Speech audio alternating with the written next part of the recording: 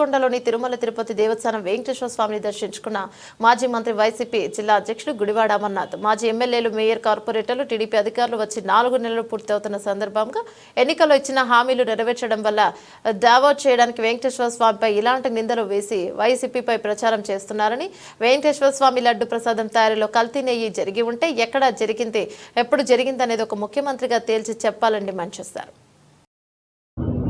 తక్షణమే సిబిఐ ఎంక్వైరీకి డిమాండ్ చేయాలి. ఈరోజు వైఎస్ఆర్ కాంగ్రెస్ పార్టీ దేశవ్యాప్తంగా ప్రపంచవ్యాప్తంగా ఉన్నటువంటి హిందువులందరూ కూడా సిబిఐ ఎంక్వైరీని డిమాండ్ చేస్తూ ఉన్నారు.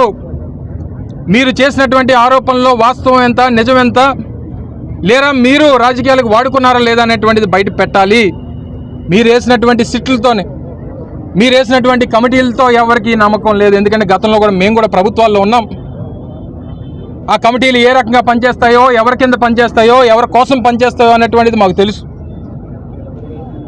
తప్పకుండా రానటువంటి కాలంలో దీనికి సంబంధించినటువంటి నిజాలు బయటపడాలంటే సిబిఐ ఎంక్వైరీ ఒకటే దీని నిజాలు బయటపెడతాయనేటువంటి నమ్మకం ఈరోజు రాష్ట్ర ప్రజల్లో, దేశ ప్రజల్లో, హిందువుల్లో, భక్తుల్లో ప్రతి ఒక్కరిలో ఉందనేటువంటిది మా తాలూకా వైఎస్ఆర్ కాంగ్రెస్ పార్టీ భావన.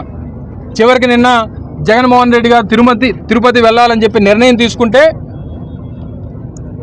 ఆయన మీద కూడా లేనిపోయినటువంటి ఆరోపణలు, చివరికి ఆయనతో తిరుపతికి వెళ్తామన్నటువంటి వారికి నోటీసులు, మీరు వెళ్ళడానికి వీల్లేదు, వెళ్తే అరెస్ట్ చేస్తామని చెప్పి నోటీసులు ఇచ్చినటువంటి సందర్భం గతంలో ఎప్పుడన్నా ఉందా?